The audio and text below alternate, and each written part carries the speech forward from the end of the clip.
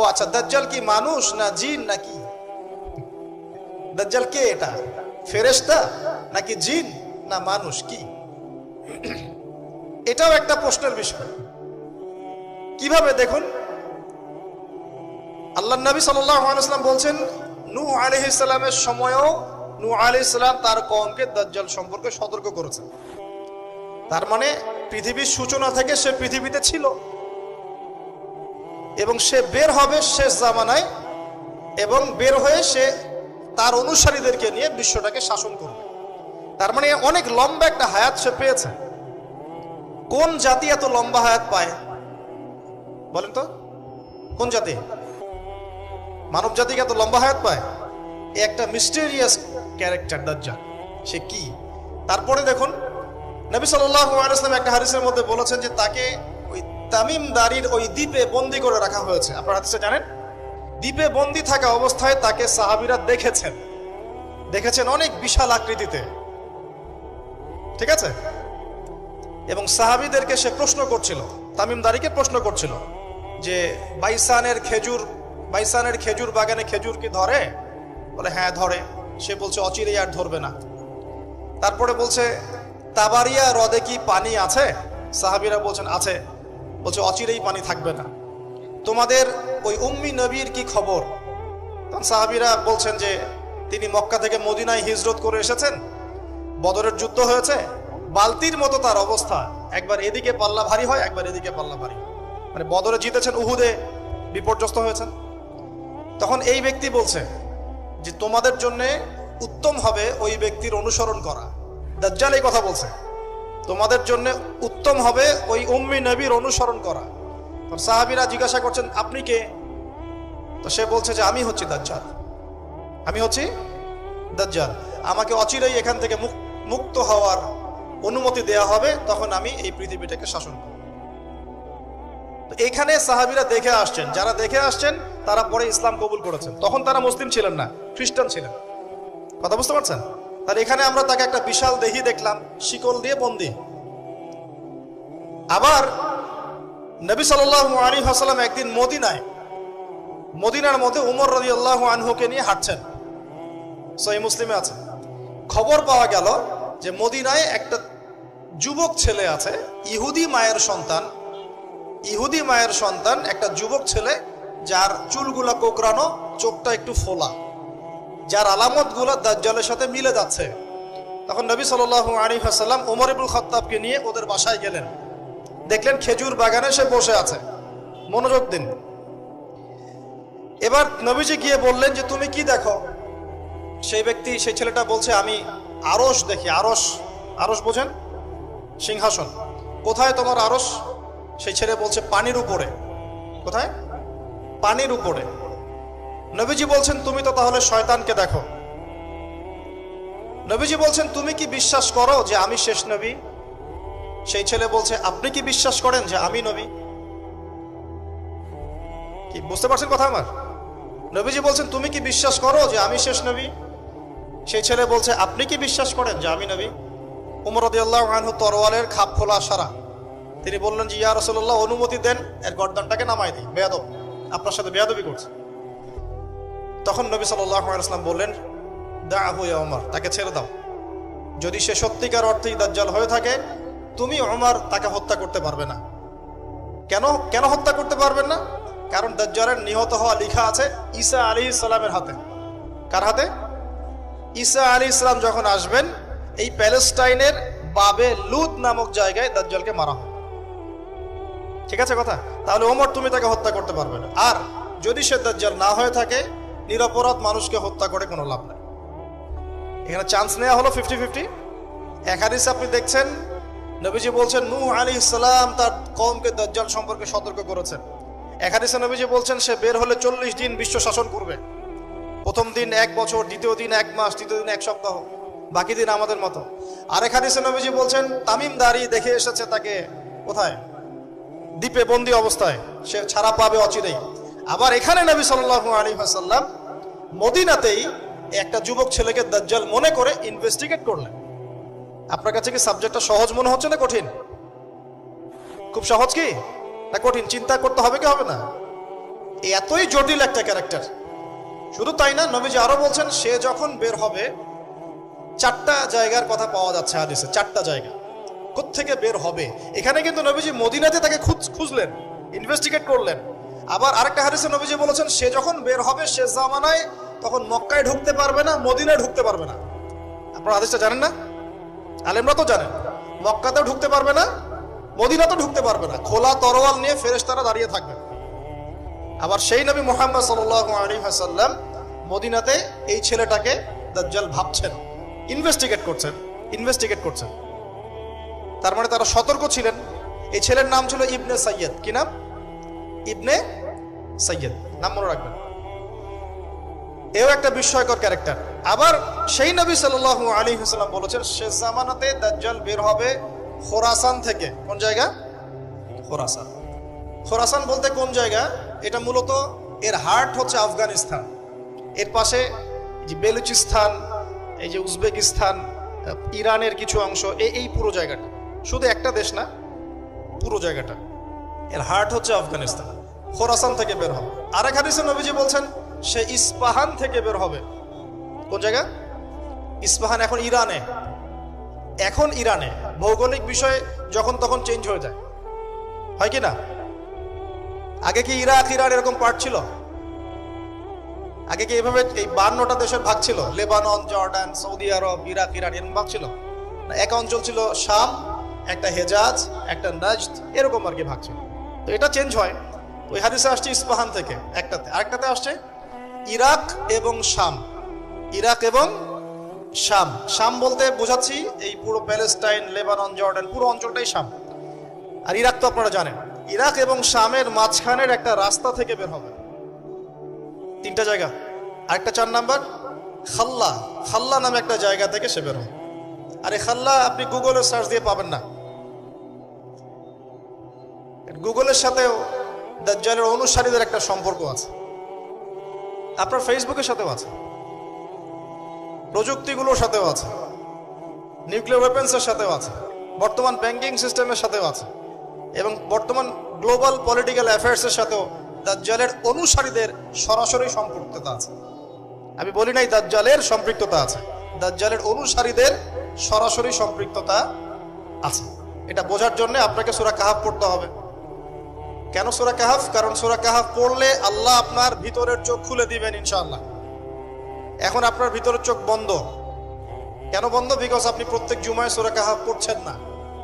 যখন প্রত্যেক জুমায় সূরা কাহাফ অর্থসহ পড়বেন বা অ্যাটলিস্ট তেলাওয়াত করবেন, দেখবেন ইনশাআল্লাহ আল্লাহ আপনার ভেতরের চোখ খুলে দিবেন। তো দাজ্জাল সাবজেক্টটা কি জটিল মনে হচ্ছে না সহজ মনে হচ্ছে? জটিল। এখন এত জটিলতায় আমরা গেলাম না, আমরা সহজ জায়গায় থাকি। সহজ জায়গাটা হচ্ছে সে বিশ্বটাকে শাসন করবে, এবং ন্যায় বিচারের ভিত্তিতে শাসন করবে কি? উত্তর না, সে সারা বিশ্বে ফিতনার ফাসাদ সৃষ্টি করবে।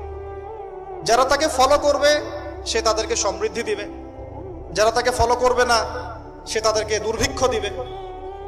বলা হচ্ছে সে খোদা দাবি করবে, সে নিজেকে খোদা দাবি করবে, বলবে আমি মাসিহ। আমি কি? মাসিহ মানে ত্রাণকর্তা।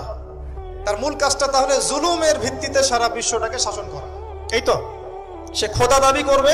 আপনি যদি মেনে নেন তাহলে তার জান্নাতে ঢুকবেন, যদি না মানেন তাহলে তার জাহান্নামে ঢুকবেন। তার জান্নাতে ঢোকা মানে হচ্ছে আসলে জাহান্নামে ঢোকা, আর তার জাহান্নামে ঢোকা মানে হচ্ছে আসলে জান্নাতে ঢোকা। যেমন একজন যুবক ছেলেকে সে পাবে রাস্তায়, যখন বের হবে ছেলেটাকে বলবে যে তুমি কি বিশ্বাস করো যে আমি আল্লাহ? সেই ছেলে বলবে যে না, আমি বিশ্বাস করি না। সেই ছেলেটাকে শুইয়ে দিয়ে করাত দিয়ে তাকে দুই ভাগ করবে। এটা হাদিসে আসছে। 2 ভাগ করে দেহের 2টা অংশ 2 দিকে ছুঁড়ে মারবে, এবং সে শক্তিশালী হবে, অনেক ফিজিক্যালি অনেক শক্তিশালী, অনুসারীদের দিক থেকে অনেক শক্তিশালী। পৃথিবীর সব নিয়ন্ত্রণ তার হাতে, ঠিক আছে? তার কাছে প্রযুক্তি, তার কাছে অনেক কিছু, মানে সবচেয়ে বড় ফিতনা, মানে সবচেয়ে বেশি শক্তিশালী, সবচেয়ে বড় মানে পাওয়ার, মিলিটারি পাওয়ার, সবচেয়ে বড় ইকোনমিক পাওয়ার, সবচেয়ে বড় মিলিটারি অ্যাফেয়ার্স যা আছে সব। তো এর জন্য একটা যুবক ছেলেকে কেটে 2 পিস করে ফেলা কি এমন বিষয়? এখনই তো কত কি করা হচ্ছে, তাই না? আরে ভাই হচ্ছে তো, আমরা জানি তো। এই যে আমাদের প্যালেস্টাইনের একটা বাবাকে দেখলাম, যে ছেলের শুধু হাত আর পা নিয়ে কান্নাকাটি করছে, মাথা নাই, বডি খুঁজে পাওয়া যাচ্ছে না। এখনই তো অনেক কিছু করছে ওর অনুসারীরা। তো সে যখন বেরোবে একটা যুবককে 2 পিস করে ফেলা কোনো বিষয়? একদিক এইদিকে ছুঁড়ে মারবে, আর একদিক ওইদিকে। এরপরে আবার জীবিত করবে তাকে, আবার জীবিত করবে, মানে তাকে আল্লাহ পাক এরকম কিছু ক্ষমতা দিবেন মানুষকে পরীক্ষা করার জন্য। জীবিত করার পরে বলবে, আমি তোমাকে মৃত্যু দেওয়ার পর জীবিত দিলাম, এখন কি জীবন দিলাম, এখন কি তুমি বিশ্বাস করো যে আমি আল্লাহ? এই ছেলে এবার বলবে যে এখন আমার পুরো ইয়াকিন হয়ে গেছে যে তুই দাজ্জাল। কারণ আমি এই হাদিসটা জানতাম যে এক ছেলেকে সে এভাবে কেটে টুকরা টুকরা করে আবার জীবিত করে বলবে যে আমি আল্লাহ, তুই কি বিশ্বাস করিস? তবে আমি জানতাম না যে সেই যুবক ছেলে আমি। তো বলা হচ্ছে এই যুবক ছেলে অনেক বড় শাহাদাতের মর্যাদা পাবে ইনশাআল্লাহ। তার মানে বোঝাতে যাচ্ছে সে এত শক্তিশালী হবে যে সে যা ইচ্ছা তাই করতে পারবে, যা ইচ্ছা তাই। এখন কি আপনারা দেখছেন না যে গাজাতে যা ইচ্ছা তাই করা হচ্ছে? যা ইচ্ছা তাই। ইচ্ছা হলো আপনার ঘরটা ভেঙে দিলাম, ইচ্ছা হলো আপনার মেয়েকে তুলে নিয়ে আসলাম, ইচ্ছা হলো আপনার ছেলেটাকে নিয়ে কারাগারে রেখে দিলাম, ইচ্ছা হলো রিমান্ডে নিয়ে নিলাম, ইচ্ছা হলো আপনার জমিটা দখল করে ফেললাম, ইচ্ছা হলো আকাশ থেকে একটা বোম ফেলে আপনার বাচ্চাকে হত্যা করে ফেললাম। যা ইচ্ছা তাই, যা ইচ্ছা তাই, কেউ কিছু বলার নাই। সবাই মিলে আমরা হয়তো এরকম ওয়াজ মাহফিলে 2-4টা কথা বলে রাগ ঝাড়তে পারি, আপনি একটু সাহস দেখালে মিছিল করতে পারেন, সেমিনার সিম্পোজিয়াম করতে পারেন, আরো বড় শক্তি থাকলে রাষ্ট্রীয় পর্যায়ে পর্যন্ত চাপ প্রয়োগ করতে পারেন, আরো যদি ইমানদার রাষ্ট্র হয় সে জাতিসংঘে গিয়ে একটা প্রতিবাদ করতে পারে। এই তো, এতটুকুই তো। সবগুলো মুসলিম রাষ্ট্র মিলে একসাথে হয়ে কি ওর বিরুদ্ধে যুদ্ধ করতে পারছে?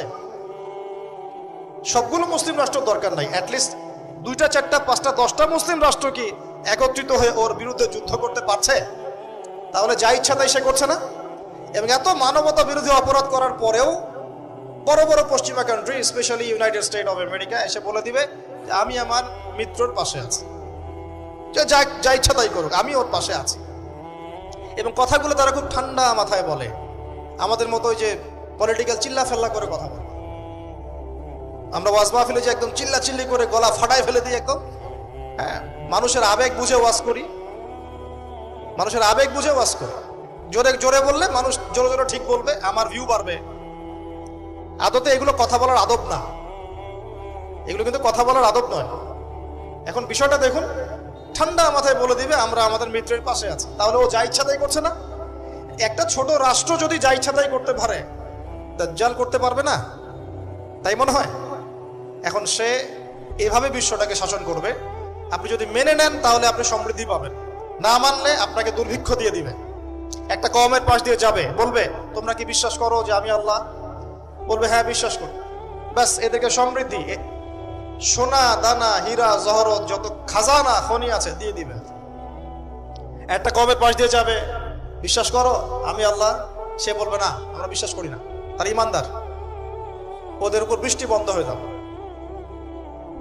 দুর্ভিক্ষ। এখন দুর্ভিক্ষ, বৃষ্টি বন্ধ হওয়া ইত্যাদির অনেক ব্যাখ্যাও আছে। মূল কথাটা আসেন, সে যদি বিশ্বটাকে শাসন করতে চায় তার অনুসারীর দরকার আছে কি নাই? আছে না নাই? আচ্ছা, এবার একটু ভালো করে বোঝেন। মনে করেন আপনার নাম হচ্ছে আমাদের আব্দুল্লাহ ভাই, মনে করেন, বা আব্দুর রহমান, ঠিক আছে? আব্দুর রহমান ভাই আমাদের মনে করেন যে বিশ্বটাকে শাসন করতে চায়। তাহলে ভাই আপনি বলেন তো, এই বিশ্বের অর্থনীতি আপনার নিয়ন্ত্রণ করতে হবে কি না? হবে না? হবে না? না নিয়ন্ত্রণ করে কি আপনি বিশ্ব শাসন করতে পারবেন? আচ্ছা, আপনাকে বিশ্বের এই পুরো গ্লোবাল অ্যাফেয়ার্স, পলিটিক্যাল অ্যাফেয়ার্স গুলো নিয়ন্ত্রণ করতে হবে কি না? হবে কি হবে না? আচ্ছা, আপনাকে বিশ্বের মিডিয়াগুলো নিয়ন্ত্রণে রাখতে হবে কিনা? হবে কিনা? আপনাকে বিশ্বের বড় বড় অস্ত্রশস্ত্রগুলো নিজের করে মজুত করতে হবে কিনা? বিশ্বের সবচেয়ে দামি বিষয়গুলো যেমন অয়েল, গোল্ড, সিলভার, পেট্রোডলার, এগুলো আপনার নিয়ন্ত্রণে থাকতে হবে কিনা? থাকতে হবে। আচ্ছা, বিশ্বের অর্থনীতি থেকে শুরু করে, রাজনীতি থেকে শুরু করে, সমরনীতি থেকে শুরু করে, মিডিয়া, প্রযুক্তি এগুলো আপনার নখদর্পণে থাকতে হবে কিনা?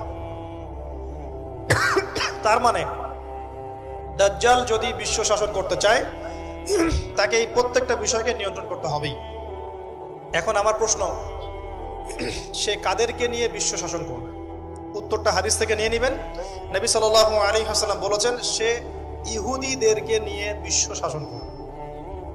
মুসলমানদেরকে নিয়ে না, বৌদ্ধদেরকে নিয়ে না, খ্রিস্টানদেরকে নিয়ে না, অন্য কাউকে নিয়ে না। কাদেরকে নিয়ে? এমনকি ইস্পাহান যে শহরটার কথা এসেছে, ওই জায়গাটার থেকেও 70,000 ইহুদি তার সাথে যোগ দিবে। কত হাজার? আরো যোগ দিবে এক শ্রেণীর মেয়ে। এক শ্রেণীর মেয়ের কথা আসছে, যাদেরকে আপনি ঘরে রাখতে পারবেন না, তাদের বাবা, ভাই, স্বামী মিলেও ঘরে বেঁধে রাখতে পারবে না, ছুটে ওর সাথে যোগ দিবে। এক শ্রেণী হচ্ছে ইহুদিরা, এক শ্রেণী এরকম মেয়েরা, আরেক শ্রেণী হচ্ছে কিছু মুনাফিক, যার অন্তরে সামান্য পরিমাণ নেফাকিও থাকবে, সেও শেষে ওর সাথে গিয়ে যোগ দেবে। মূল যোগ দিবে কারা তাহলে? মূল বাহিনীটা কাদেরকে নিয়ে গঠিত বলেন? আচ্ছা, এখন আপনি আমাদেরকে বলেন, এবার আমার দিকে তাকান, ফোকাস করেন, এখান থেকে আমরা আস্তে আস্তে আস্তে আস্তে একটা কনক্লুশনে আসবো। দাজ্জালের ক্যারেক্টার বুঝেছেন, ওর ফাংশনটা কি সেটাও বুঝেছেন, কাদেরকে নিয়ে বিশ্ব শাসন করবে সেটাও জানলেন। এখন একটু লক্ষ্য করে দেখেন, আপনাকে আমি 2000 বছরের ইতিহাস এই 20 মিনিটে বলে শেষ করে দেব। কত হাজার বছর? 2000 বছর। ইহুদি কারা? ইহুদি আর বনু ইসরাইল কি এক? উত্তর না। ভালো করে কথাগুলো শোনেন, এগুলো বই পড়তে অনেক সময় লাগবে আপনার, এবং ঘাটাঘাটি করতে অনেক সময় লাগবে, খুব অল্প সময় বুঝে নেন।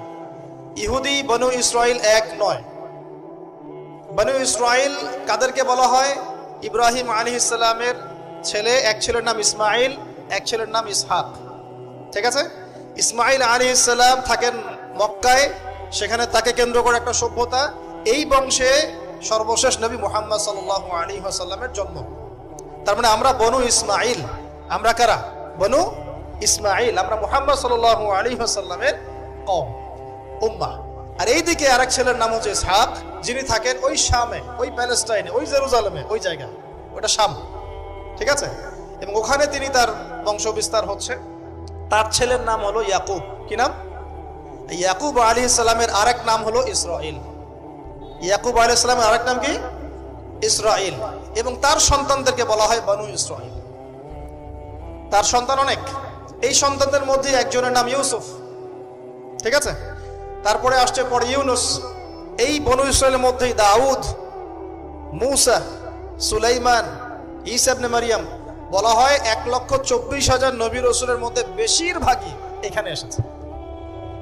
তাহলে বনু ইসরাইল বলা হচ্ছে এই কওমটাকে। তা ওদের নাম বনু ইসরাইল থেকে ইহুদি হলো কখন? যখন তারা ঈসা আলাইহিস সালামকে স্বীকার করলো না তখন। ঈসা আলাইহিস সালাম কি তাদের মধ্যে আসেন নাই? সেই ঈসা আলাইহিস সালামকে যখন তারা অস্বীকার করলো, তখন তাদের নাম আল্লাহ পাক এই বনু ইসরাইল থেকে পরিবর্তন করে হাদু দিয়েছেন কোরআনে।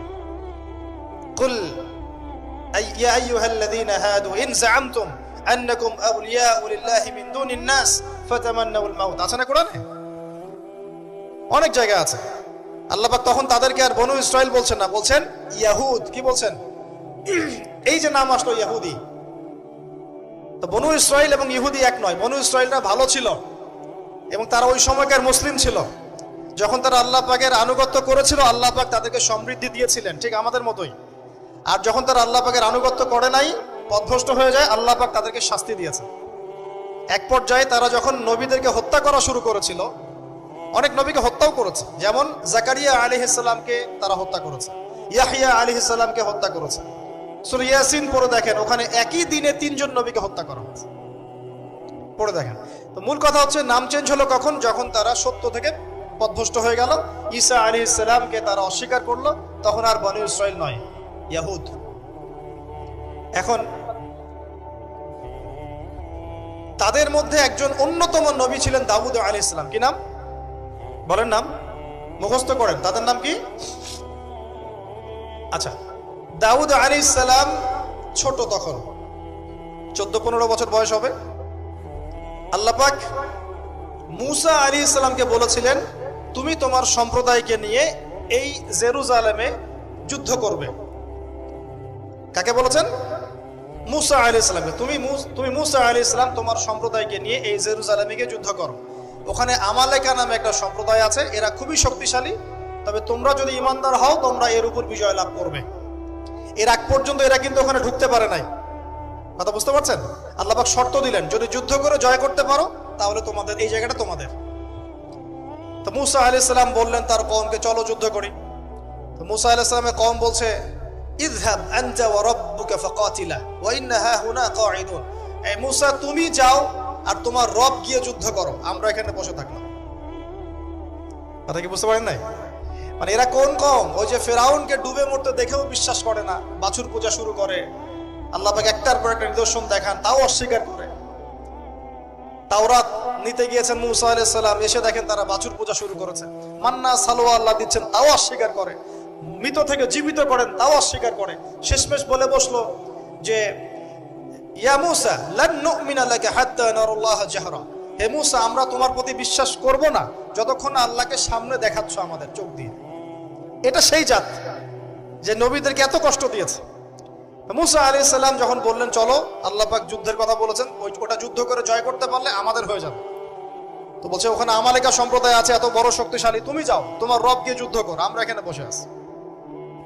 আর আমাদের নবী মুহাম্মদ সাল্লাল্লাহু আলাইহি ওয়াসাল্লাম যখন বদরের মাঠে 313 জনকে নিয়ে পরামর্শ করছেন কি করব, যুদ্ধ করব কি না, তখন আমাদের মুসলিম সেনা বাহিনীর মধ্যে যে সাহাবীরা ছিলেন, সাদ বিন মুয়াজ রাদিয়াল্লাহু আনহু, তিনি বলছিলেন, ইয়া রাসূলুল্লাহ সাল্লাল্লাহু আলাইহি ওয়াসাল্লাম, আপনি আমাদেরকে নিয়ে বদরের মাঠ কেন, যদি উত্তাল সাগরেও ঝাঁপ দিতে চান আমরা সেখানেও ঝাঁপ দিব।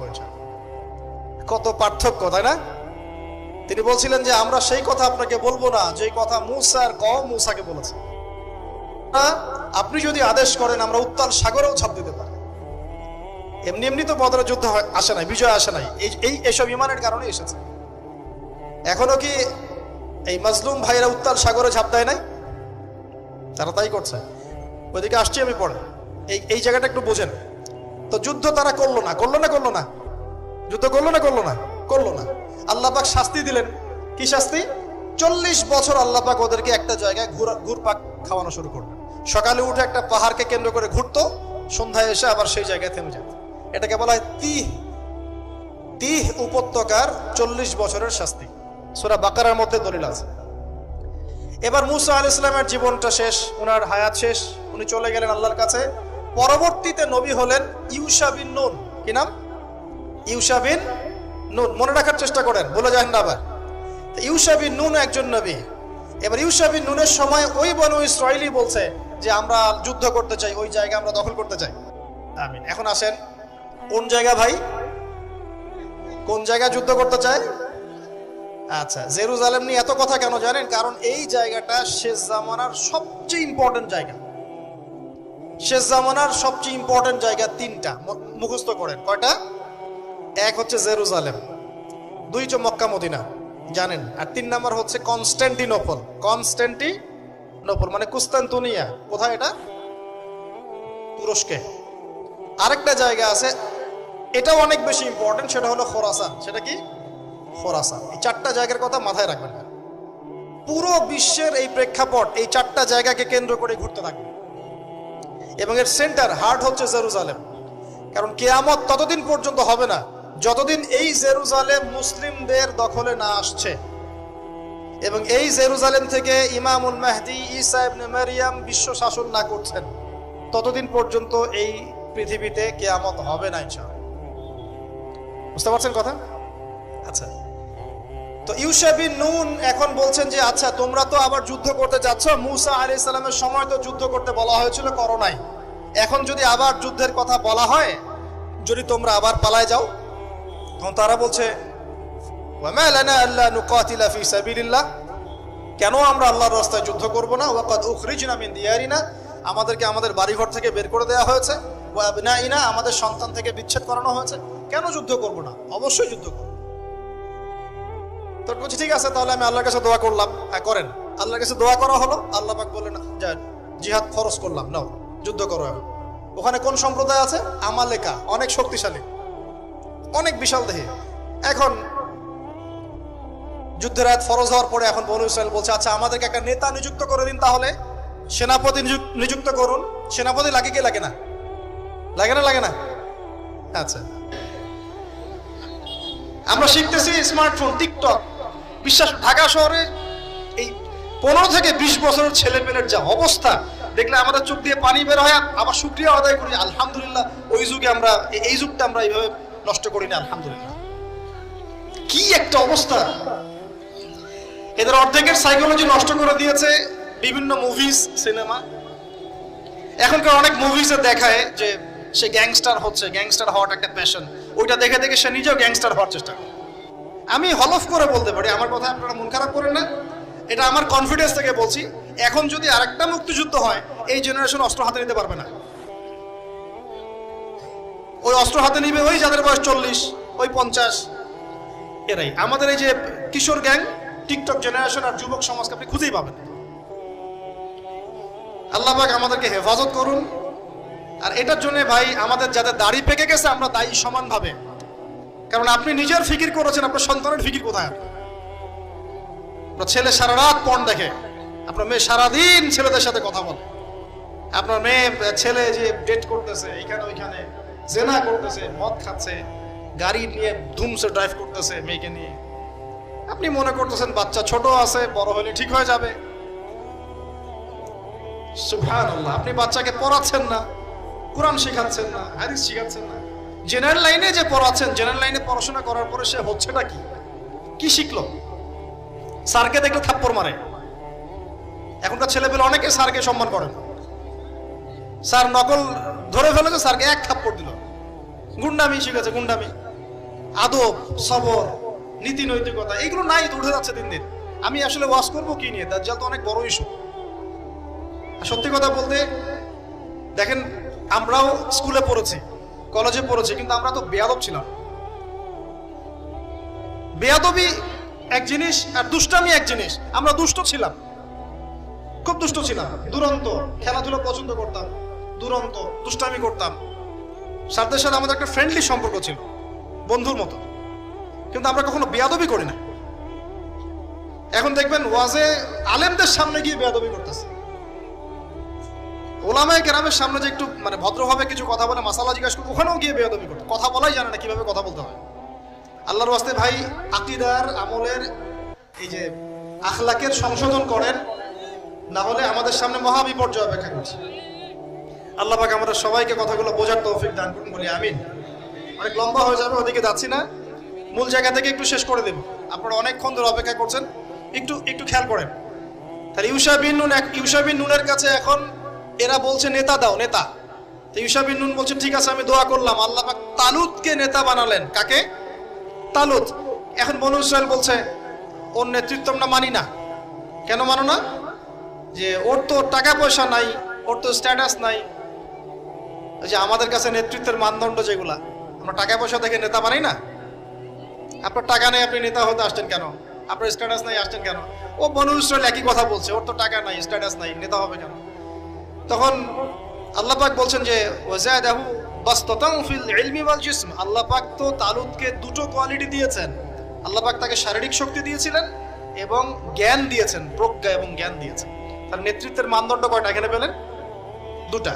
শারীরিক শক্তি থাকতে হবে ঠিকঠাক, ফিজিক্যালি স্ট্রং না হলে তো সে ডিল করতে পারবে না। আর মেধা থাকতে হবে, জ্ঞান। তা আসলে কি এই দুইটা এখন নেতৃত্বের মানদণ্ড? সুবহানাল্লাহ।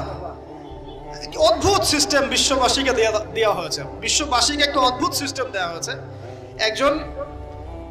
একজন মেজর, একজন কর্নেল, একজন বিসিএস ক্যাডার মানুষ এমন একজন মানুষকে স্যালুট করে যে মানুষটা অক্ষর জ্ঞান নাই, নামও স্বাক্ষর করতে পারে না, এবং সে বিভিন্ন জায়গায় দুর্নীতি করে আসছে, টাকা পয়সা লুটপাট করে আসছে। একজন বিসিএস ক্যাডার এবং একজন আর্মি অফিসার, একজন জেনারেল, একজন মেজর তাকে স্যালুট করতেছে। কি সিস্টেম! অথচ তার চাইতে এই ব্যক্তি নেতৃত্ব পাওয়ার অনেক বেশি যোগ্য। জ্ঞান তার আছে এবং শারীরিক শক্তি তার আছে, তার প্রশিক্ষণ আছে, সবকিছু তার মধ্যে আছে। কি সিস্টেম বিশ্ববাসীকে দেওয়া হয়েছে! সুবহানাল্লাহ। আমি ফিলোসফিও পড়েছি অনেকদিন। অ্যারিস্টটল এবং প্লেটোদের যুগে এটাকে বলা হতো দি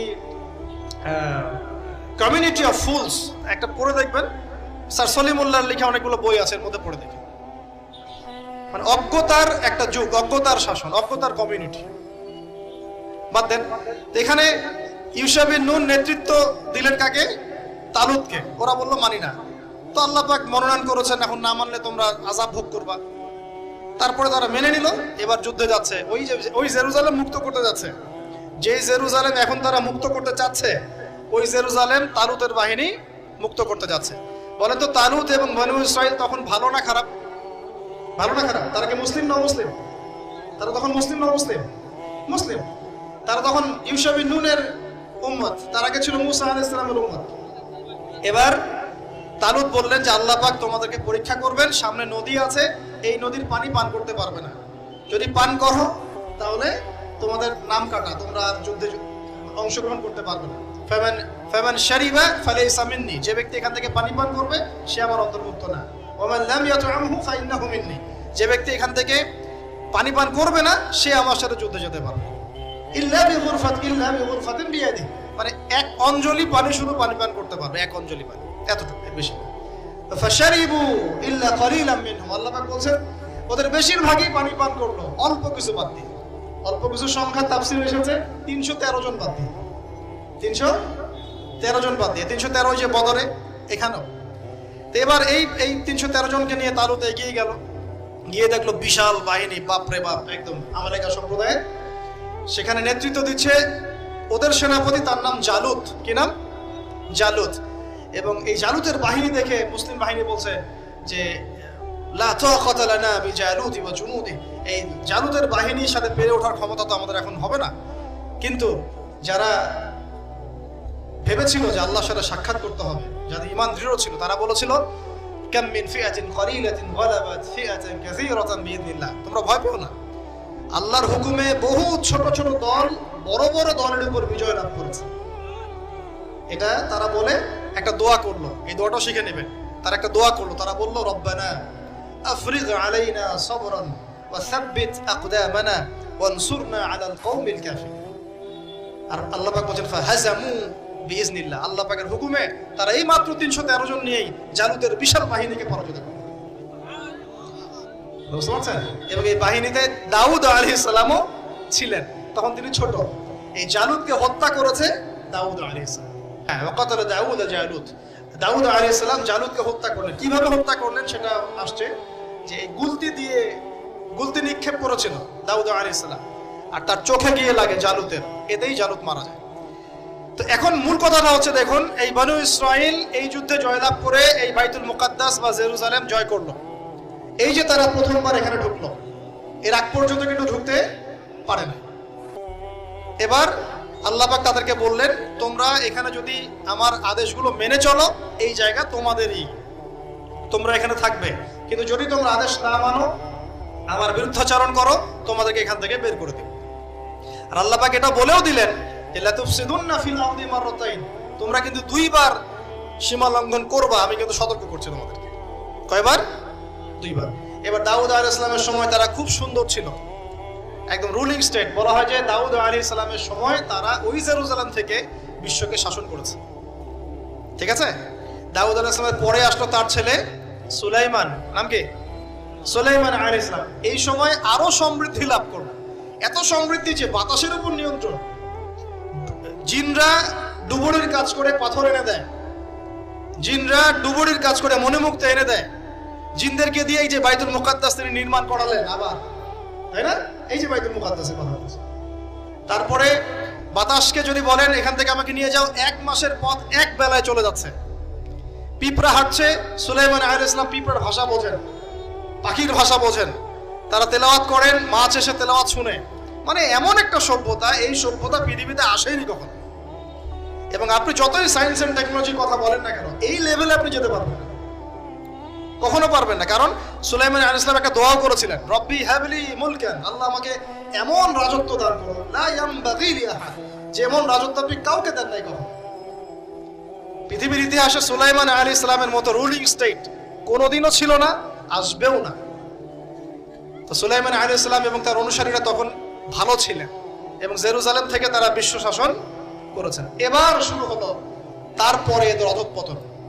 অধঃপতন শুরু হতে হতে এমন একটা জায়গায় চলে গেল যে জেনা, এই মদ খাওয়া, এই সুদ খাওয়া, এই মানুষকে হত্যা করা, এমনকি নবীদেরকে হত্যা করা, এমন কোনো পাপ নাই করতে বাকি রাখলো না। এমন কোনো পাপ নাই মানে নবীদেরকে পর্যন্ত জবাই করে হত্যা করেছে।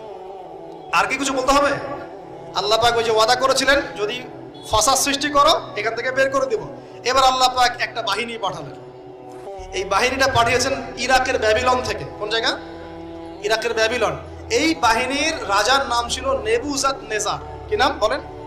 নেবুজাদ নেজার। সে ছিল মূলত অগ্নি পূজারী আর কি। তারা একটা সভ্যতা, ব্যাবিলনের সভ্যতা। ব্যাবিলনের সভ্যতা কিন্তু অনেক প্রাচীন। এবার তারা গিয়ে কি করলো, এই বনু ইসরাইল যারা পথভ্রষ্ট হয়ে গেছে এদেরকে এমন মায়ের ওখানে জেরুজালেমে গিয়ে একটা একটা করে সেখান থেকে ওরা বের করে দিল, দিয়ে ওদেরকে ওই জেরুজালেমের এই যে মসজিদ, ওখানকার ফল ফসল যা আছে সব ডিস্ট্রয়, ম্যাসাকার করে ফেলল। এখন ওরা যা করতেছে গাজার সাথে এরকম কাজ এর চেয়ে ভয়ঙ্কর। নেবুজাদ নেজার একটা একটা করে ধরে ধরে কেটে কেটে ফেলল। আর বাকি যারা বেঁচে ছিল এদেরকে দাস বানিয়ে শিকল দিয়ে পেঁচিয়ে ব্যাবিলনে নিয়ে গেল। তাহলে দেখেন, রুলিং স্টেট থেকে বনু ইসরাইল চলে আসলো এখন কোথায়? ব্যাবিলনে, দাসত্বের শৃঙ্খল। আর তাদের ওই ফকর থাকলো না, শেষ। কারণ আল্লাহ ওয়াদা করেছিলেন ভালো থাকলে ভালো থাকবা, খারাপ করলে খারাপ। যেমন আল্লাহ পাক আমাদের সাথে ওয়াদা করেছেন না, উম্মতে মুহাম্মাদি যদি আমার আনুগত্য করো, মুহাম্মদ সাল্লাল্লাহু আলাইহি ওয়াসাল্লামের আনুগত্য করো, তোমরাই বিশ্বের নেতৃত্ব দিবে। আর যদি না করো, ওই যে তোমাদের উপর কাফেরদেরকে চাপাই দেবে, তাই না? এখন এরকমই আল্লাহ পাকের সুন্নাত একদম সেম। ইতিহাস খালি ঘুরছে আর ঘুরছে, কখনো ওদের পাল্লায় কখনো আমাদের পাল্লায়। বিশ্বের ইতিহাসটা একদম প্যারালাল, খেয়াল করে দেখবেন। এবার এই ব্যাবিলনে চলে আসার পরে এরা দাস, কাজ করলে খাইতে পারে, না করলে খাইতে পারে না। দেখেন কোন জায়গা থেকে আল্লাহ কোথায় নিয়ে আসলে। আজকে আমরা যে 1200 বছর ওয়ার্ল্ডটাকে শাসন করেছি, কেউ বিশ্বাস করবে এখন?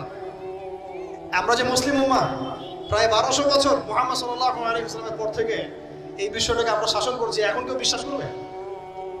এখন যদি পশ্চিমারা বলে যে তোমাদেরকে স্যাংশন দিয়ে দিব, ব্যাস তখন আমাদের দেখা যায় যে সমস্যা হতে পারে। কেউ যদি বলে তোমরা যদি বাড়াবাড়ি করো টাকার মান কমে যাবে, আমরা বলি বাপরে বাপ, তাহলে তো বাড়াবাড়ি করা যাবে না। আমরা কি ওদের উপর রুল করতে পারি এখন? সরাসরি কথা বলেন না, পারি না। কিন্তু একসময় পারতাম। মানে ওরা জিজিয়া দিয়ে আমাদের দেশে থাকতো, জিজিয়া কর, ট্যাক্স দিয়ে আমাদের দেশে থাকতো।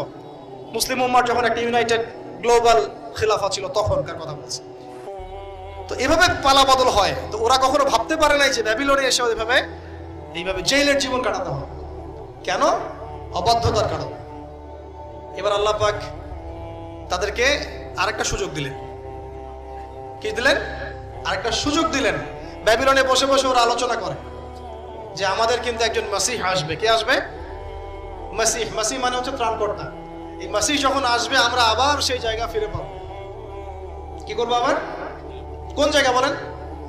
কোন জায়গা? জেরুজালেম আবার ফিরে পাবো। বুঝতে পারতেছেন কি ভাই? আলোচনা একটু কঠিন আমি জানি, বুঝতে পারতেছেন কি? আচ্ছা, আমরা আবার জেরুজালেম ফিরে পাবো। তো ওরা এখন এগুলো আলোচনা করে যে আমাদের তাওরাতে লেখা আছে, আমাদের তালমুদে লেখা আছে যে শেষে আমাদের একজন মাসিহ আসবে, ওই মাসিহ আসলে আবার ওই জায়গা আমরা ফিরে পাবো।